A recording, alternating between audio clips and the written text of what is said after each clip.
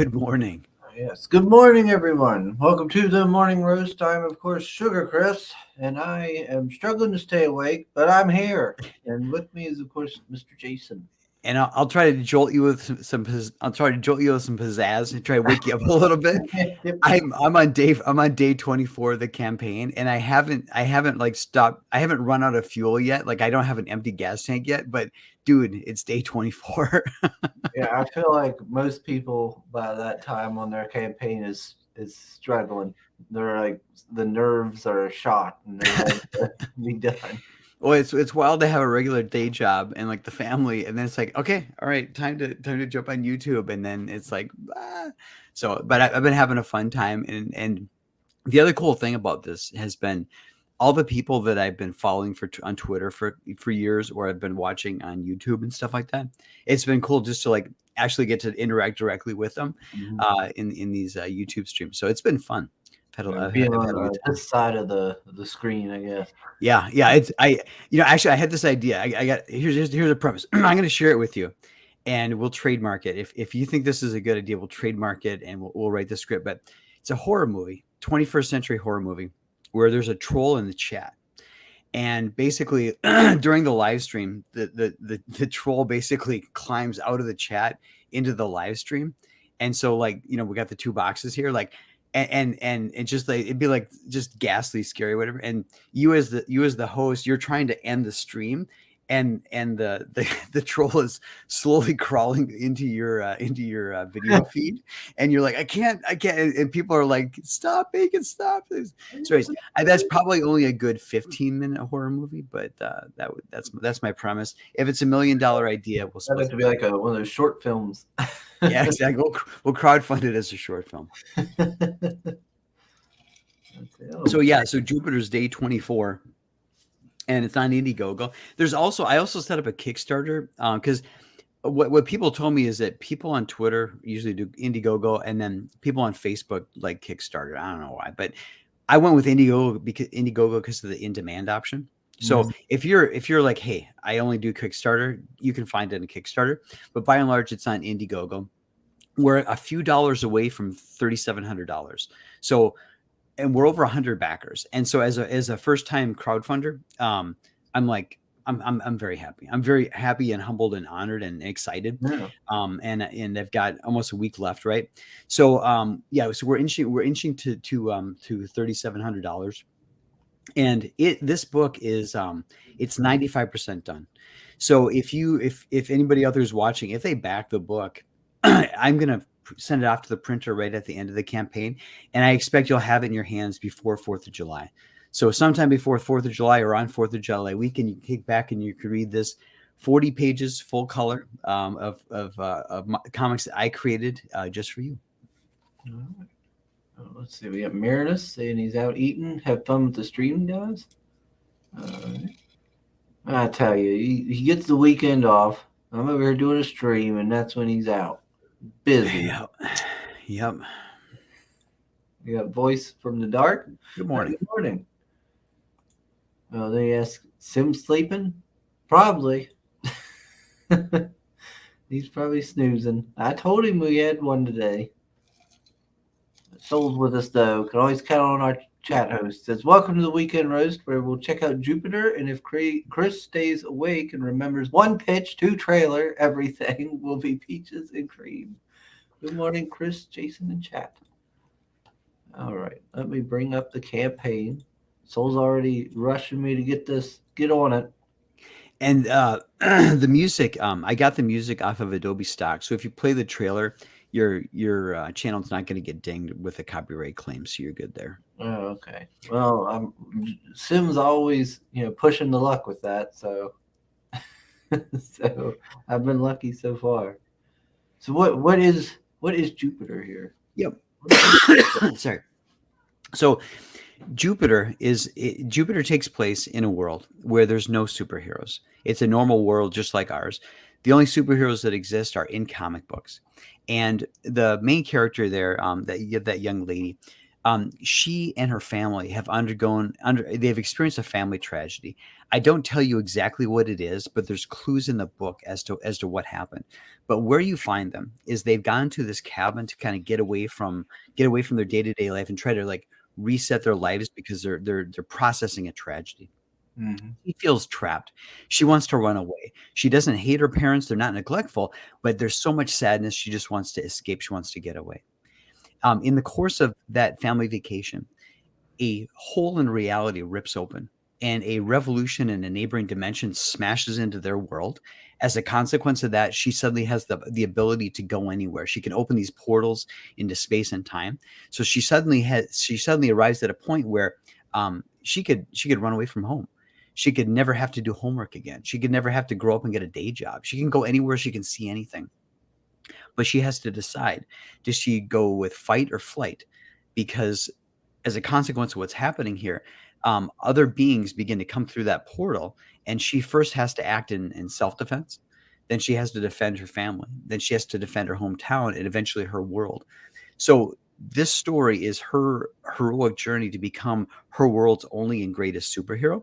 And along the way, there's going to be plot twists, and there's going to be moments where you're rooting for her. There's going to be moments where she's looking at comic book characters.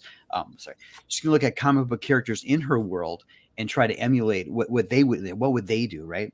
Hmm. And at the end of this main arc, she will become basically her world's defender and that world's superhero. Um, the stakes will continue to rise. There'll be all kinds of crazy villains and so forth. But that's kind of the unique proposition of Jupiter, is that it's not an overcrowded world of superheroes. If you pick up Avengers, you pick up the X-Men or whatever, it's wall-to-wall superheroes. None of them are special. None of them are unique, and many of them have say similar powers, right?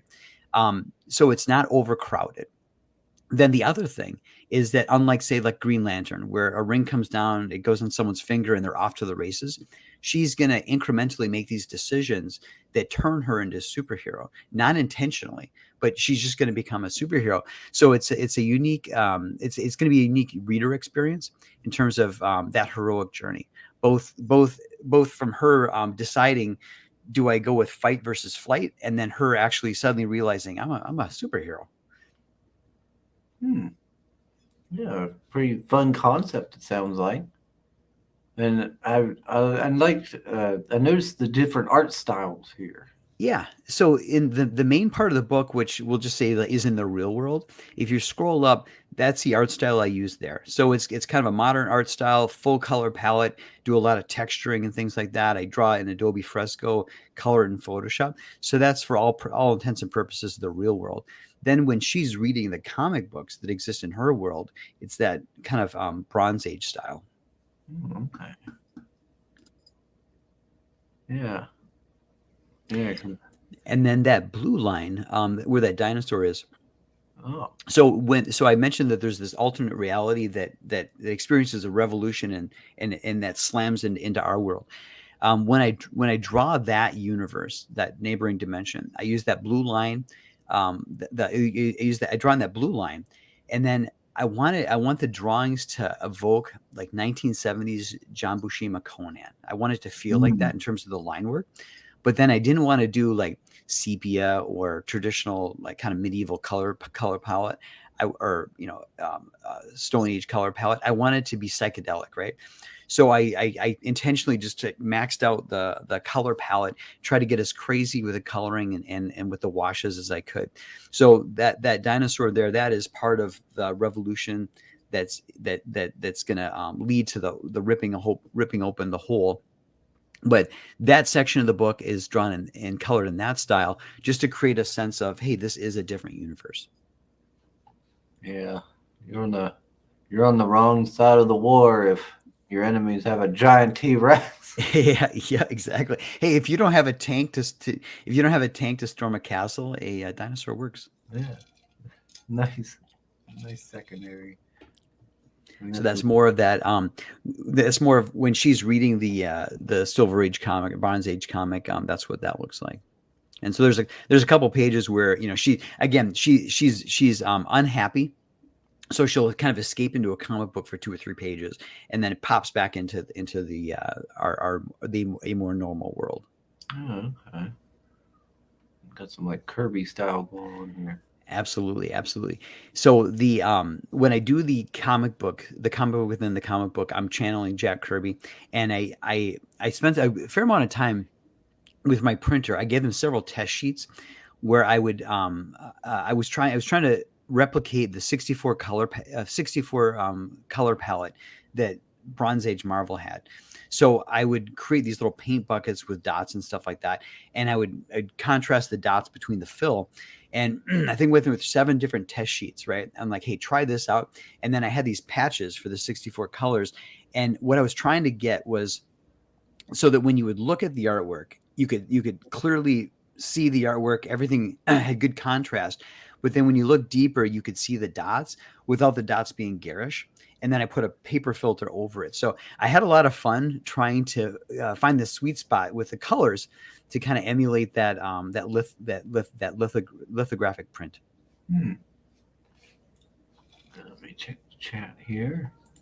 So putting the link in the chat. Thank you, Soul. Thank you. We got Shadowhawk with us. Heyo, heyo. All right. And then we got more artwork from when she's in the real world here. Yep. And then something I'm going to point out is as I'm trying to have as much fun as I can as I make this. There she's reading the comic book in the comic book, but on the back there's a pie ad. So all the greatest comic books from the 1970s had pie ads, and sure enough, in Jupiter, I give you a pie ad, and not only do I give you a pie ad, but it's with Salvador Dali. So I'm having as much fun as I can. Oh gosh, yeah, I used to read those all the time. Get the one with the Hulk, and yeah, you had all the different heroes. One of my jokes years ago was I challenged Brian Michael Bendis to do a Hostess pie ad. I don't think he can do it in one page.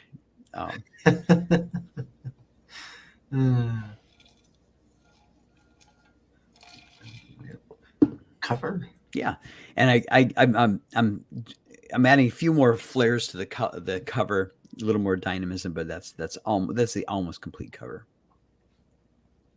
What made you decide to do the campaign? Right?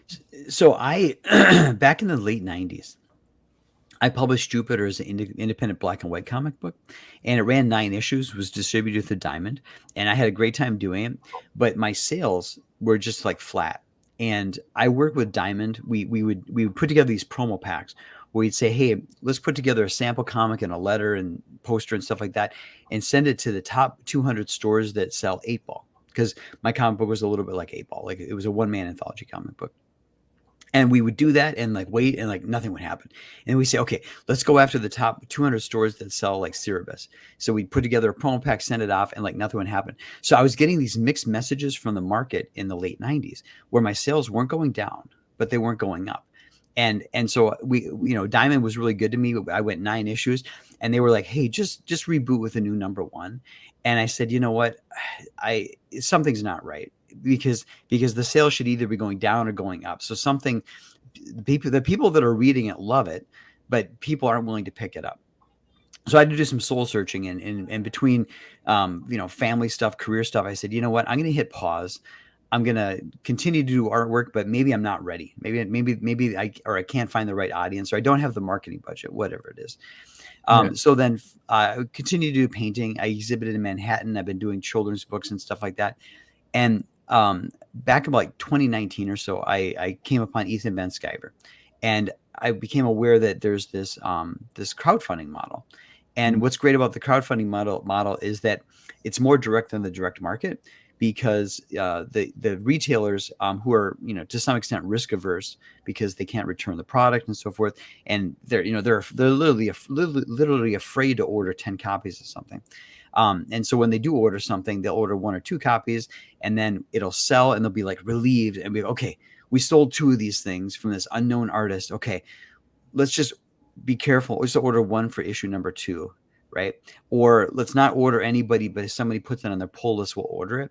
So that dynamic in the direct market has stifled kind of creativity. Now there have been breakthrough artists and obviously like Monstrous and Invincible and Walking Dead and so forth and Saga, but by and large, it's created kind of a stale ecosystem where the retailers are they're playing the variant cover game via Marvel, and they're hoping that people buy last month what they bought. They're hoping that this month people bought what they bought last month. So they're trying to create an evenly rotating economy within the comic book industry, and that's stale. So as consumers, if you and I went to the movie theater and we knew nothing about the movies and we looked at the posters, we'd be like, oh, that looks pretty cool. Yeah, I don't know anything about it, but it looks pretty cool. And then it's like, well, it's $10. Yeah, $10. Let's give it a shot, right? Or if you go to if you're hanging out with your girlfriend or your wife or whatever, and you see this restaurant you've never heard anything about, you're like, it smells good. Let's give it a shot, right? So as consumers and as readers, we have the ability to take a risk, right? Let's try this. It's $10. It's $30. Let's try it. And sometimes it's great. Other times it's not as good. The point is that we can absorb risk differently than the retailers. The retailers they've got overhead, they've got insurance, they've got payroll, they've got the brick and mortar concerns. They are risk averse. So if you're doing something that's new, or if you are new, or you're doing something that's creative or daring and adventurous, you have to get over that risk curve that the retailers have. So crowdfunding is a way to circumvent that. Now, I am trying to pour as much of my love of the craft and all of my talent and everything I can do. I'm trying to pour literally everything into this. And if you look at some of the pages, they're extremely dense and rich with color and texture. And I'm trying to do my best. So I think those that venture a risk and pick up Jupiter, I'm very confident they're going to be happy with it. There's going to be something in there that knocks them out. But I don't have to convince retailers in order to survive. Now, at the end of the campaign, the overprint, I'll take the overprint and I'll approach Diamond and Lunar and see if they want to carry it. But this crowdfunding is a way to just be more direct. Yeah, and it would be interesting to see if like someone who got successful through crowdfunding could take that and use that as like, hey, look at how much money I made on crowdfunding. Maybe carry and see if you could get people to carry the book in stores because it was so successful in crowdfunding. I have a theory, and here's my theory. For the past 20 or 30 years, the American comic book market should have been migrating to the European model. And the European model is where 2 or 3 times a year, a creator or creative team gives you an OGN, or they give you a volume of comics, right? Like 60 to 100 pages. And the North American market has the inertia is the inertia and the culture is dashed out monthlies, right? We want to sell you a monthly. We want to sell you a comic book every month, right? And even if we have to keep canceling it or renumbering it, we're hell bent on sending you a monthly comic book. So for years, people have been saying we need to move to the European model, right? And I think it's better for the creators to have more time to put attention and skill into their work, and also as a reader experience, it allows for like longer form storytelling that's not decompressed. Because right now, with what happened with Brian Michael Bendis and Marvel in the mid 2000s, they went from giving you 12 stories a year or 6 stories a year to 2 stories a year. And quite frankly, I cannot remember what I did 6 months ago.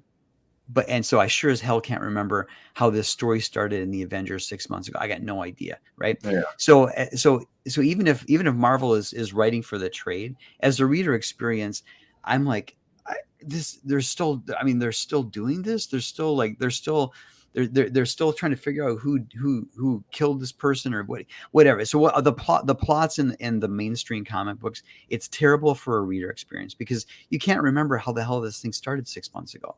Mm-hmm. So the Marvel and DC, they will be dragged kicking and screaming to the European model.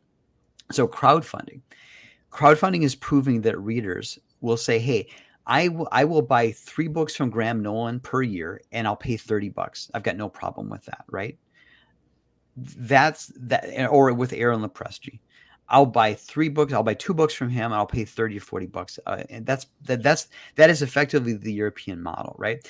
So what's going to happen, in my belief, is that the retailers are going to be looking at the crap coming from Marvel and DC, and they're going to look at the crowdfunders, and they're going to say, you know what? How can I get some of those for my shelf, right? And sir, I don't know if it's going to be through Diamond necessarily. And I think Billy Tucci has distributed some of his She Overstock through Diamond. I don't know what it's going to look like, but I think that this crowdfunding model is going to be the back door to get the American comic book industry to follow the European model, where you're getting 1 or 2 high quality, deluxe, lavishly illustrated volumes a year. It would be nice. It'd be nice to see comic books stop being so heavily focused on, like, say, the big 2, and be more open to indies and alternatives, different kinds or just different kinds of comics too. Oh yeah, I think because I've been reading since 1977, so I can tell. What I'll say is that the indies that were around in the 80s were fantastic, because the barrier to entry was so hard, right? Because of the way things were distributed. So you had like Dreadstar, and you had Zod, and you had all these just fantastic indie comic books. And then later there was a black and white explosion where there were more titles, and maybe the market got a bit flooded and so forth. But I think as a reader, you're with Image and with Dark Horse, at least there's some variety. It's not all superheroes, right? I think so things are better. Things are better than they were 30 years ago. But certainly I think that it's still a bit claustrophobic. Let's see. Oh, we got Hex with us. Hey, Hex. And Hojo popping in. Hojo, here he is. And Soul says to Jason here, he says, good summary of some of the crowdfunding advantages for you personally, since you already have a lot of the story existing. It's also a good benchmark for how much demand there is.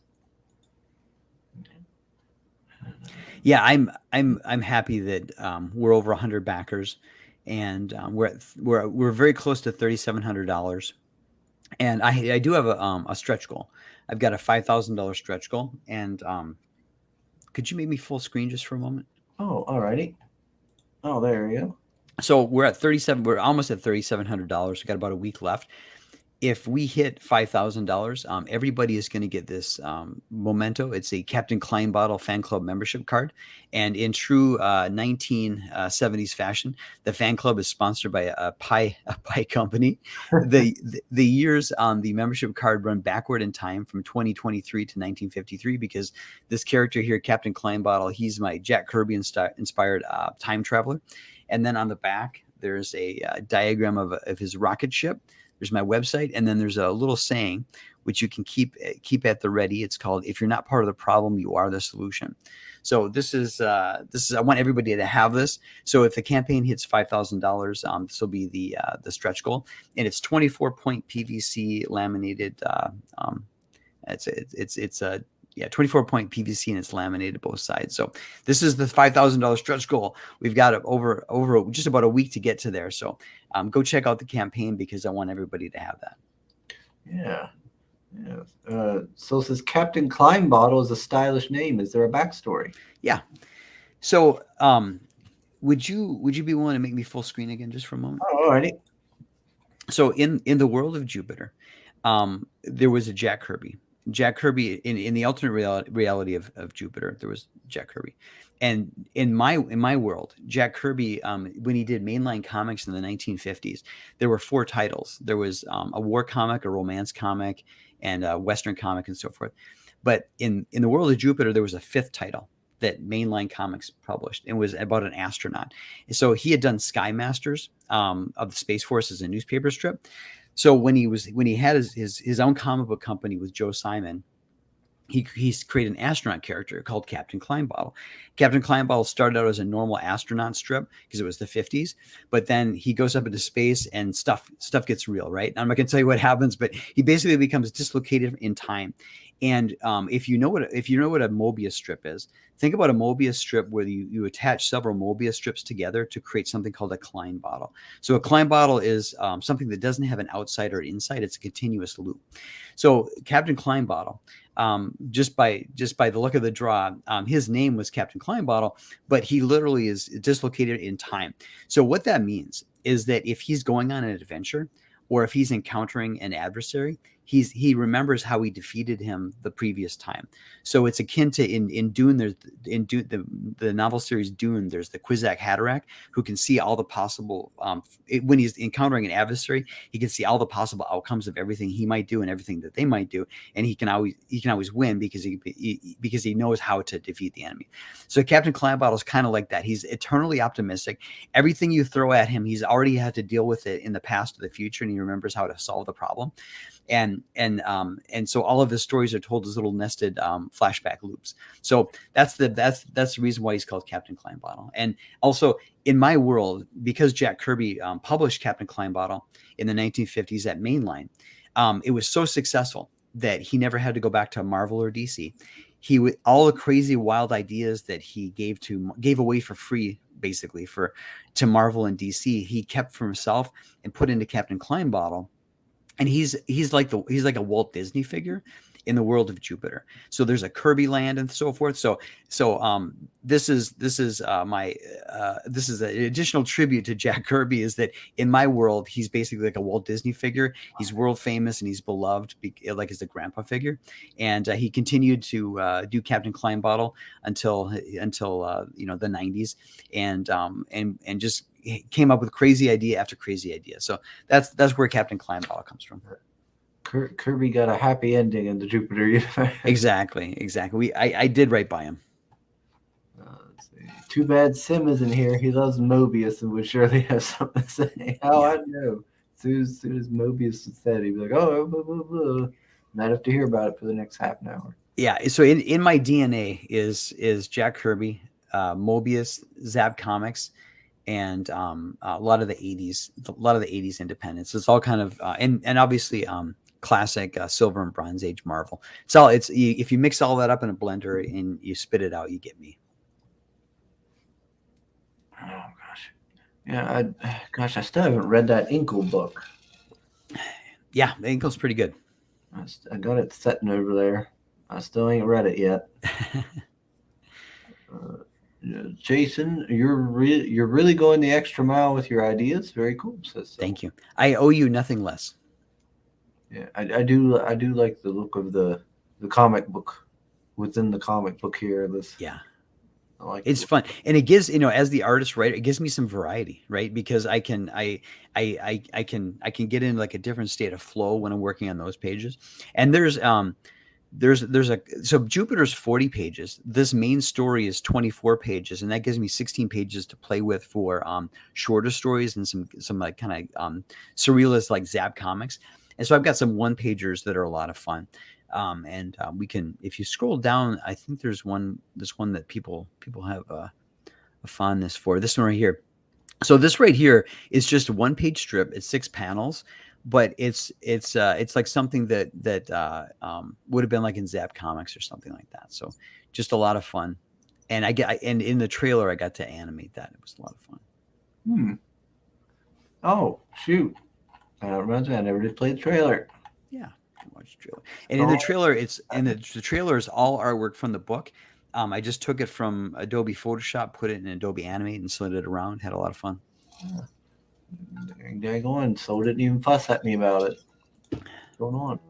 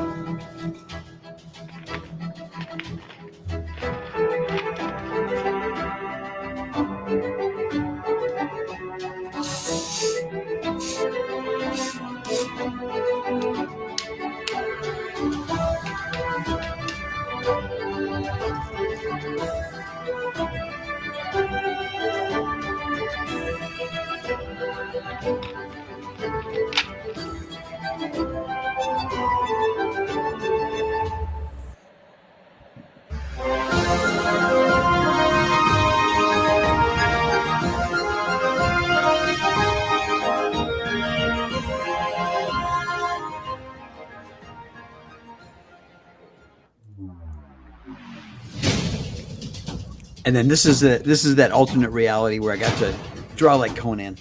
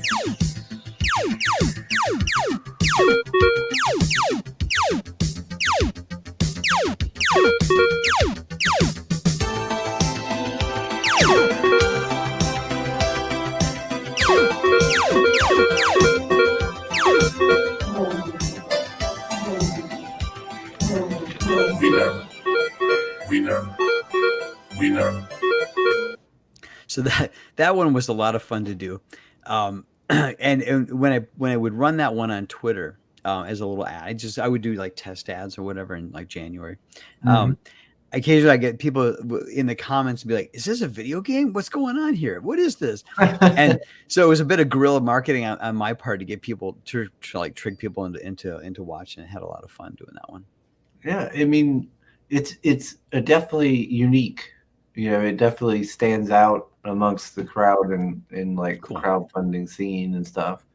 You know, with awesome. all the and you've got a lot going on with it. You got multiple stories. Mhm. You know, one dealing with kind of loss and everything, another dealing with a whole regime change, and Yep. And as someone who's newer, right, to the crowdfunding, I want to give as much value as possible. So again, 40 pages full color for $10. And then the other thing is that if you back, you get a non-price. Would you make me full screen just for a moment? Okay. So this is if you back at the $10 level, it's 40 pages for $10. You also get a non-prize, not to be confused with a no prize. This is a non-prize. And Chris, I would never lie. I would never lie to your people.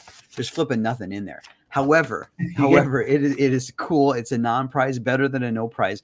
And then on the back of the non-prize, there's a supervillain who tells you even though you won the non-prize, he's going to win in the end because the best supervillains trash talk. So go check out Jupiter. Go back it at the $10 level for sure. You get this, and then there's additional perks and additional tiers we can look at. But you should be able to tell that between the membership card, between the non-prize, between the pie ad, and the fact that I've got a variant cover too. So if you buy Jupiter, you get a variant cover, but you only have to buy the book one time. So all these things I think speak to the fact that I am hell bent on having as much fun as possible and bringing you as much value and good laughs as possible. yeah. Let's see. Don't worry, you're doing good. yeah. Oh, our already read that one. Let's see. It was a dash of Monty Python towards the end. Yep. Now that's a creative trailer, says Thank so. you. Yeah, I mean, now I wonder. Uh, you've got a lot of ideas going on with it, and stuff like that. How, I guess I'd say, accessible is this? Hmm? Like, I believe it's very accessible because while there's a lot of craziness, the narrative is very linear, and then the fact that I'm using different art styles to flip between either different worlds or with levels, levels of reality and things like that. I think I make it pretty accessible. I have some beta readers. I've got some normies that read it, and they have all enjoyed it. okay, yeah, and what would you say is like the age grouping? I guess for this, like, could younger people get into this, or? Yep. So when I created this, I wanted it to be all ages to the extent that someone who's 6 could read it and someone who's 106 could read it. And so there's action and there's crazy wild ideas and there might be some jokes that might fly over the head of a younger kid. However, if you're a parent, you can have this out on the coffee table and not be worried. There's no gore in there. There's no blood. There's no nudity. But the artwork is as beautiful as I can make it, and there's wild action and there's adventure and so forth. But certainly nothing that you need to hide from youngsters, right? So I'm trying to make something that just like if you would go to the 7-Eleven or the gas station and there was a spinner wrap. I want to make something that maybe is more intelligent, more clever, more better crafted than a spinner rack comic. However, it's accessible to everybody. Seems like a good idea. Yeah, I like it. 40 pages, nice. OMAC. Yeah, OMAC. I never got to read it. I think I Oh, have that's good. some. I think I have some issues in one of the like an issue or two in one of the long boxes, but I've never actually got to read it. Give it a shot. I think it was only 8 issues, but it's a crazy little standalone universe. A lot of wild stuff, and also there's a lot of themes in there that, honest to goodness, are very applicable to today. And he was very prescient about some things. There's a corrupt elite oligarchy, and there's all kinds of ways that they're manipulating the commoners and the masses and so forth. So check out OMAC. It's worth the read. Yeah, I think Sim liked OMAC. I'm not sure though. There's the non-prize. Yeah. And actually, if you wouldn't mind, there's a little trailer there for the postcard portfolio. So if you go down a little bit toward that, there you go. Let's play that because the second tier, the $20 tier, you get a postcard portfolio. It's 2 each of 7 paintings that I did. If you play the trailer, they'll get a feel for what's in that portfolio. All right. That's at the $20 level.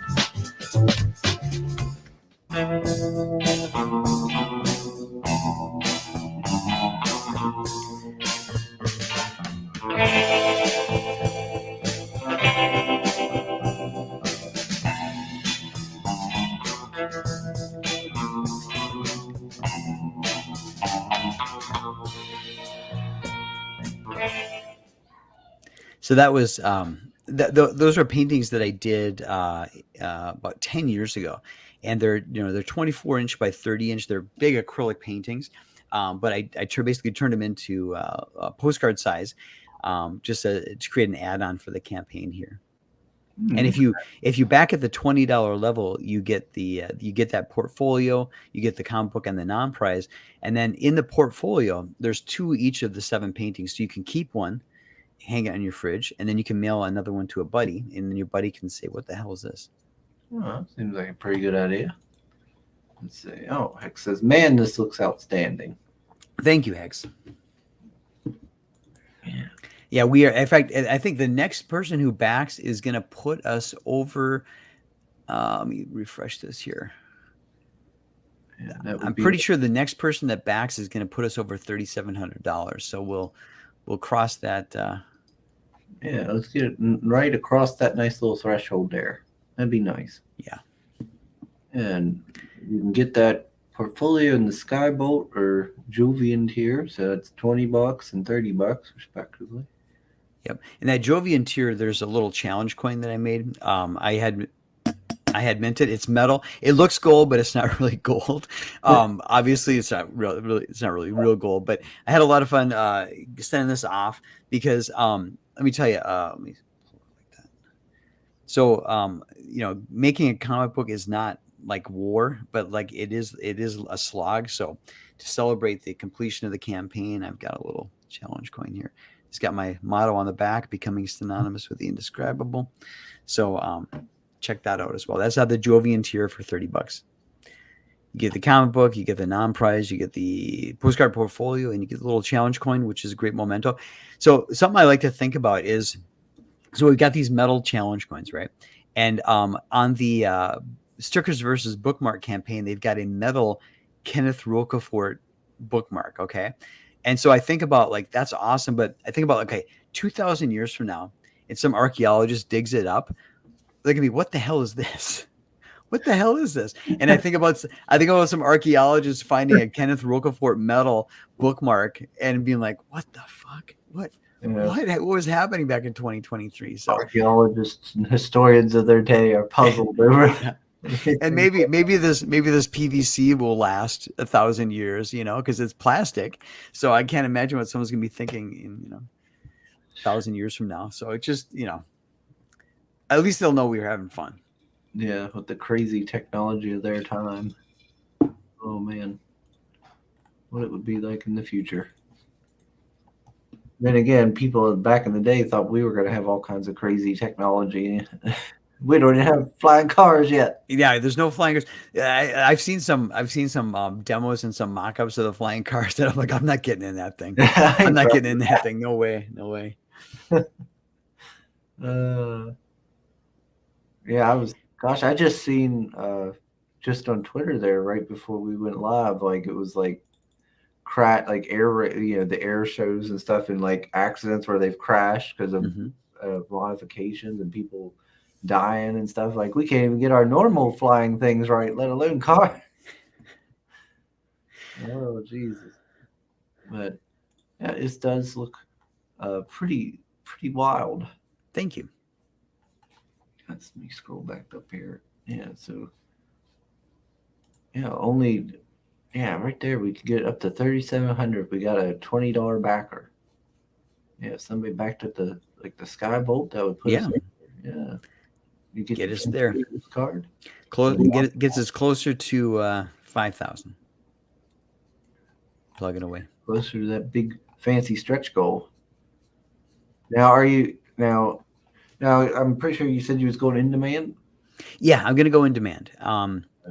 Yeah, and that's the reason why I chose Indiegogo over Kickstarter, is because of the in demand, and because I my own experience, like I say, like on Twitter, I'll like comment on something, or I'll post something, and like 9 months later, I'll get someone saying like, so and so liked your comment. I'm like, what? That was like 9 months ago, right? So when it comes to crowdfunding, we're doing everything we can to spread the link, right? Spread the link, and someone may stumble across this live stream, a year from now, right? So it occurred to me, if as someone who's independent and is on a shoestring budget, if you're putting all the effort out into getting a link spread out, and then the link dies, you're missing out. So that's why that's one of the reasons why I went with Indiegogo, is because the in demand. So everything that I'm doing now for the campaign, after the campaign ends, it could be 6 months from now, it could be a year from now, someone stumbles across it and they like, oh, what's that artwork? That looks pretty cool. There's something that they can actually buy. So that's why I'm going to go in demand. Yeah, the internet is forever. I've had stuff I've had comments on streams and stuff from ages in the past. I'm like, Yeah, what? Who's watching that now? exactly. Oh man, so yeah, you mean you've got a point. I Sim has been talking a lot about apparently Kickstarter does have a kind of in-demand function now Oh, interesting. Interesting. through Backer Kit, I do believe. Oh, okay. Okay. Yeah, I do believe it's through like Backer Kit or something that they're. I'm not sure how exactly it works. If you, Maybe you think you think they like redirect the links to BackerKit or something like that? see, I'm not sure how they do it. Because Could be. I am gonna I'm gonna when I do the camp when the campaign ends, I am gonna do an overprint. So I'm gonna make sure I've got several thousand extra printed, and then I'll go to Diamond and Lunar, and then I'll keep it in demand on Indiegogo, and then I'll put some on my eBay page, and then I'll go to conventions and stuff like that. So um, I want to have enough extra so that when I'm working on issue 2 and issue 3 and issue 4, people that are like, hey, I want to get caught up, help me get caught up. I've got issue 1 on hand. So Yeah, yeah, because I know they used to do like Kickstarter, like when they would end the Kickstarter campaign, they could roll it over to Indiegogo oh, and go through in demand on Indiegogo because it would say like like it would say like $3,680 USD, and then you could see off to the side it would say like raised so much on a different platform or something okay. like that. So that was like kind of how you knew they came from Kickstarter. Wow. Okay. I never came across that. That's interesting. I Yeah. suppose with they suppose there's some rivalry and they stopped doing that or Yeah, I don't something know. like that. I don't know, like, because now like I said, now Sim's saying something about they've got like through BackerKit a way to Okay. do it on Kickstarter. Interesting. Yeah, I'd have to talk to Sim more on that to figure out how exactly that works, but that's what he keeps saying. Cool. All right. I'll keep an eye out for that. Interesting.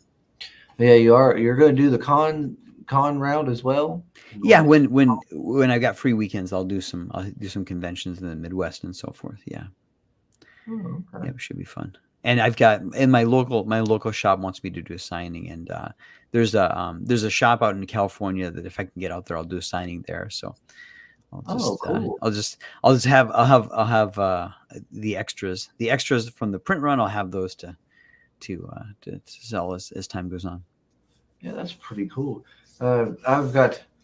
There's a comic shop about 40 minutes away, 45 minutes. For me, I think that's the closest comic shop I've got. Wow. But yeah, I've been there once. I think. Yeah, they recently reopened. They stopped and shut down for a while. The owner was doing something else. He had an opportunity that he was Hmm. taking, but he reopened, and I'm going to try to go back there here soon. Maybe I'll do that on Tuesday. I think he's open on Tuesdays, so I might go there Tuesday. Okay. I'm off that day, but they have wrestlers because he's part of like the local wrestling circuit. So if they get like a big name in, he'll sometimes host them there at his shop. But also, the first autograph comic I ever owned was a indie book. Okay. Which one? Oh gosh, what was the name of it? He had a couple of different. There was gosh, I'd have to go find it now. Where did I put? Oh man, I moved everything up in the storage Yep. room. That's right. So everything's up there. Gosh, I was just looking at it the other day too, and now Do you recall the publisher? no, I'd have to run upstairs and grab it. No problem. Yeah, send me a tweet and let me know who it was. I'm curious. I'm curious to know. Yeah, where did I put it to? If I could remember which long box or where I set it, I would grab it real quick. But yeah, because he was actually at a flea market. Okay. The guy was there in Cumberland and set up, and we used to go there every weekend and down to the flea market, and mom would look around and stuff. And if I did all my chores and I was really lucky, there might be somebody set up with comics, and she'd let me get a comic, like a $1 comic. And so we went down there and was walking around, and here he was, and I got to talk with him, and that was the first creator I'd ever spoke to and stuff. And I was like, oh my gosh, I'd like to be one day, And Mom got me the books. He signed them. And I think he left his phone number, because I'd been talking about wanting to one day Sure. be like a writer or something. But I never got to call that number because you're not calling some strange man. Nice. Uh, Nice. but but apparently he's still that guy to this day because Okay. he's still going to that shop, I guess, and does like signings or something. Because he did, I seen like a few years back did one there, and I was like, wait a minute, I know that character, I know that book. The first creator I ever met was J.M. DeMatteis, and I had read his Defenders and I had read his Captain America, loved his Captain America, and this was I think this was before the Justice League run, so I think he was still at Marvel, and it was there was a chain of comic book shops, and well they would do newspapers, they do newspapers, out of state magazines, tobacco, porn, and comics. So so I every weekend I would bike there or get my parents to drive me there and pick up the latest comics. But there was a flyer and like, hey, JMD Mateus is going to be here. I found out later, he told me in an online conversation, he said, that's the only time I was ever in Minnesota. And I'm like, whoa, what are the odds that I lucked out and I got you the one time? But he was because I loved, and I think maybe Moonshadow had been published at this point, but he was already kind of doing some of his own stuff. But he was just a complete gentleman, and he was extremely patient because you got you got these, if you're he's a comic book creator, he's at a shop, you've got these college age people, you've got these teenagers, you got these younger kids who may be like 10, 11, 12 or whatever, and then behind them are the parents. And of course the parents are like, they're like this the normies, the civilians. So this, so he was a totally patient. Like, I'm sure he's gotten the same freaking 20 questions at every signing he's ever done. Like, where do you come up with your ideas? You get paid to do this, blah blah blah. And so he was just, he's talking to us youngsters and us fans, and meanwhile he's just being totally patient with these housewives that are asking these just crazy stupid questions, and he was just a complete gentleman. So that was my first that was my first experience meeting a real creator. And so I think I'm lucky because there's some that I've heard you don't want to actually ever meet, and I lucked out. Yeah, I remember that indie fella. He was really nice and nice about everything. So I keep telling myself, like, if I ever see that guy up there at the shop again, doing a signing, I'm definitely gonna take my books and be like, hey, remember me? See if you remember me and stuff, and talk with him. I think that'd be a lot of fun. Steel City, that's right. Steel City, God. Oh, we got Felix Haas. Hey, Felix. Hello, fam. Does he have a wrench on your channel? Oh, yes, he does. Awesome. Thank you, Felix. Links in. Felix is always good to me. Yeah, Mao. Yeah, Felix has always been a nice fella. He always puts the link to the YouTube channel in folks' streams when I hop into the chat. I appreciate it because usually I can't because I'm at work or something. Yep. Yeah. So 7 days left, but it is going in demand, so folks have some time to scrounge up some money if they don't have any right now. Oh, sounds like Mom's going somewhere. Oh, there's Pops. He says, hey Pops. Jason. Actually, Pops did an unboxing. I sent Pops a hard copy proof of this back in like January. He did an online unboxing, and he read it, and Pops gave it the thumbs up. So those of you who pay attention to his advice, he will tell you to back Jupiter. There you go. It's got the Pop seal of approval. Exactly. That beat him with a ball. Poor fella.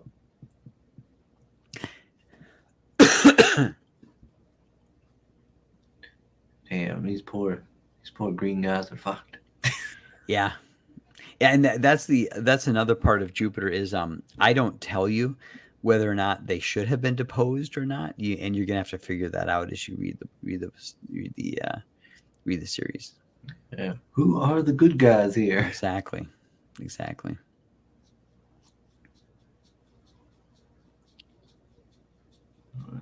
So many questions when I see his panel. Why does this man got machine brain? Something going on.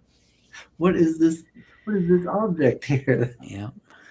Yeah. You gotta back it to read it. Yeah. Find out. You want to get these questions answered. Yeah. So I've got basically 20 issues thumbnailed and scripted, and the script is through like a second revision.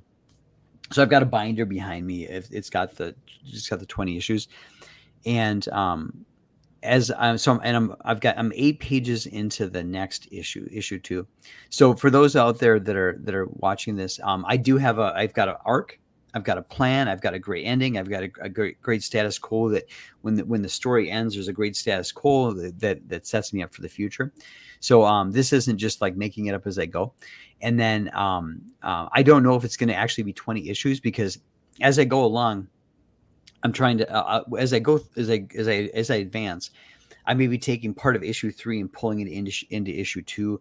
I may be adding some additional things. So when it's all said and done, it could end up being 17 issues for all I know. But point is that I know where I'm going, and I made sure that as I was setting up these 20 issues, I had great cliffhangers at every stage or great plot twists at every stage so that I wouldn't be stuck. I wouldn't be like, oh, I don't know what to do next, or I've got to improvise a way to put my characters in jeopardy, right? So that you feel the stakes.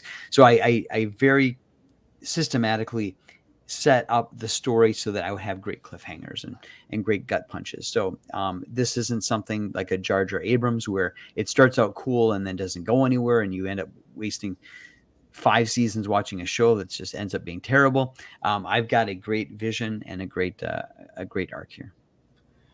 Now, you had said you had done Jupiter before, and with black and white. You said it was how many issues? Did you say it was 9? Yeah, I did 9 issues in the late '90s, black and white. This is all brand new, all new artwork, all new stories. There's some backup strips and there's some background characters that if you read the '90s Jupiter, you'll recognize them, but you don't need to have had read the '90s Jupiter to enjoy this. This is a fresh start, and there's echoes of the old Jupiter in terms of the temperament and so forth. But obviously, it's color. The artwork, I've gotten a lot better at the artwork since the '90s, and it's a fresh start. Now, I'm curious. Would you happen to have a way for people to buy the old one? I do.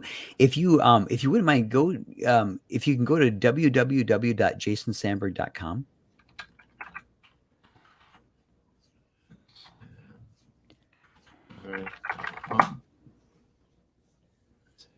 Thumbs up here for me. There we go.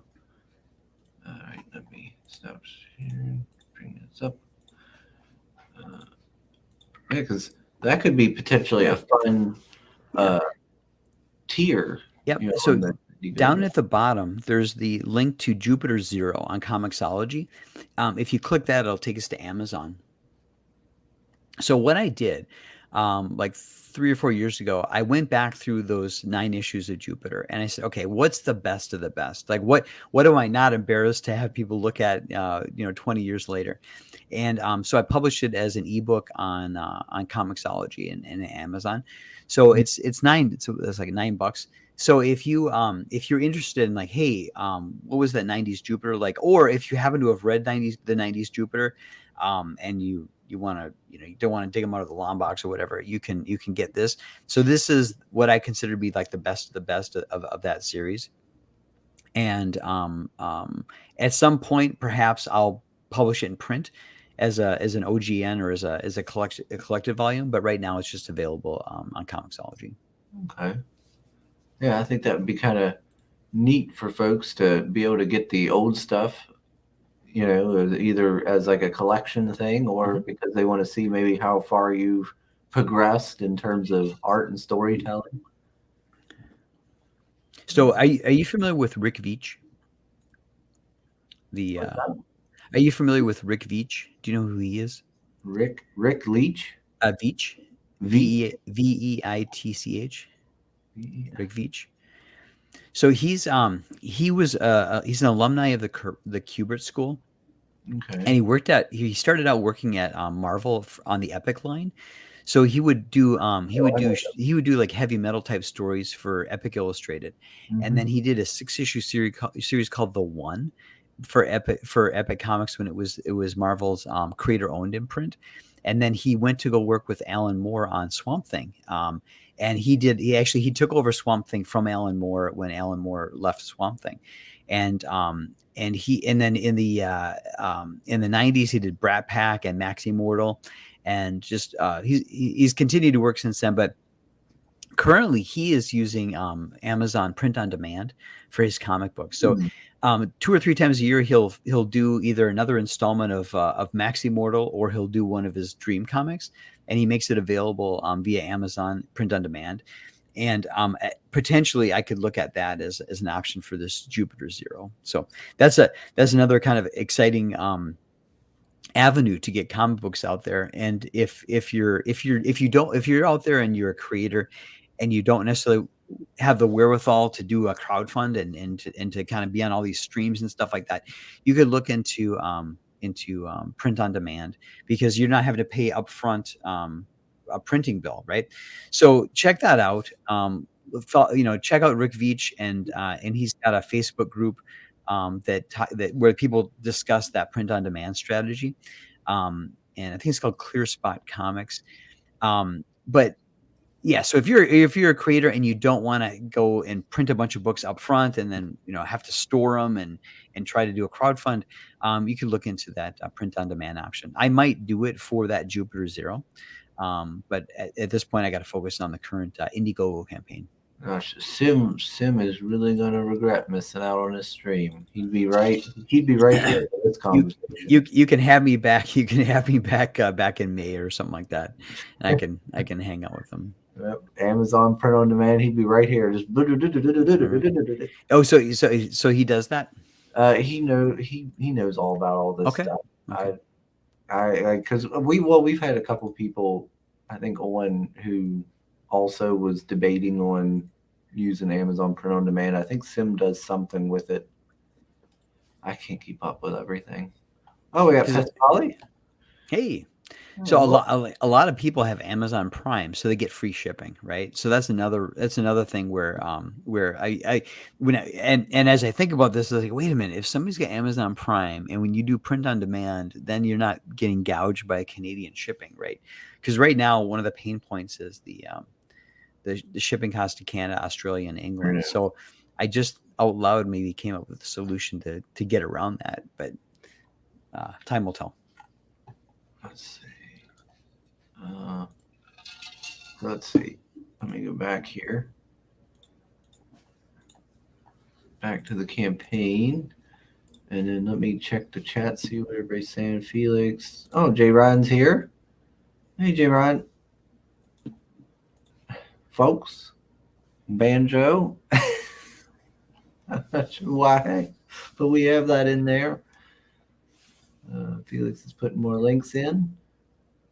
Putting the link to your YouTube channel. Yep. And I got a YouTube channel. I'm most active on Twitter. My YouTube channel, I don't really do any live streams. I might be joining a team of people doing live streams later this spring on Fridays, working on that. But I'm most present and most active on Twitter. Okay.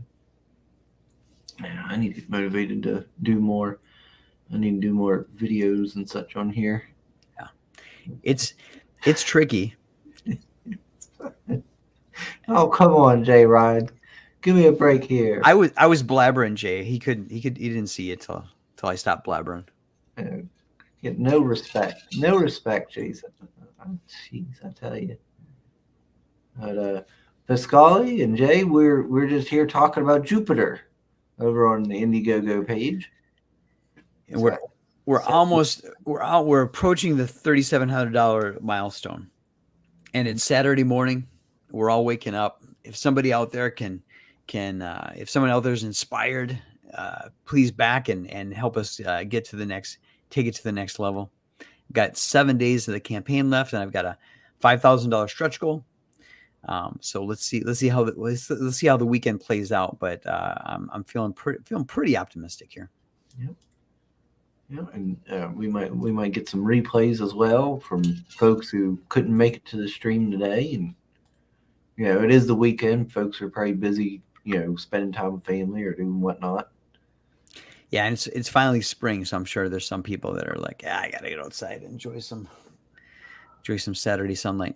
Well, that was probably supposed to be me today. I had mom was messaging me about doing stuff, about working on the house, and I still need to do some mowing and all. I was like, yeah.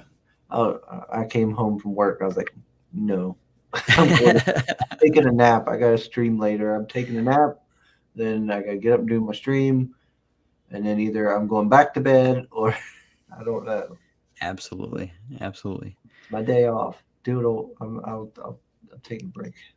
Well, thank you for carving out an hour for me on your day off. Appreciate it. Oh, no worries. There he goes again with this folks in the banjo who couldn't make it. What? I don't know. I don't know if does he usually do the banjo, or is that inspired by something that's going on today? I don't know. He does this on every stream, and I don't know why. Maybe he's doing a tribute to the people who couldn't make it today. Maybe. I don't know. I can't keep up with Soul. He confuses me sometimes. So that German humor, I guess. I don't know. Oh lordy. But I don't know where Sim is. I even told him yesterday. I was like, hey, got a stream tomorrow. And where is he? Probably sleeping. And his family let me down. They didn't go wake him up today. Well, you got to recharge the batteries now and then. But I don't want to hear now. He can't say anything about me missing my stream the other day because there he is sleeping in, sleepy Sim. So hashtag blame Sim again. Yep, we need to get that to trend, people. Yep. Now I just see this is why Shane's showing up more often. He's slowly getting replaced by Shane. Oh, really? No, we can't replace Sim. Sim is irreplaceable. There's his Sim's web store. Yep. And the Tales from Nap for a Second Chance. I mean, that's right. Yep. And we got to get after Aaron so we can get Hellzone made. Him and Sim. But today we're checking out Jupiter. And hopefully folks can check this out, and if they like it, they'll back it, and we'll get to that 5K stretch goal.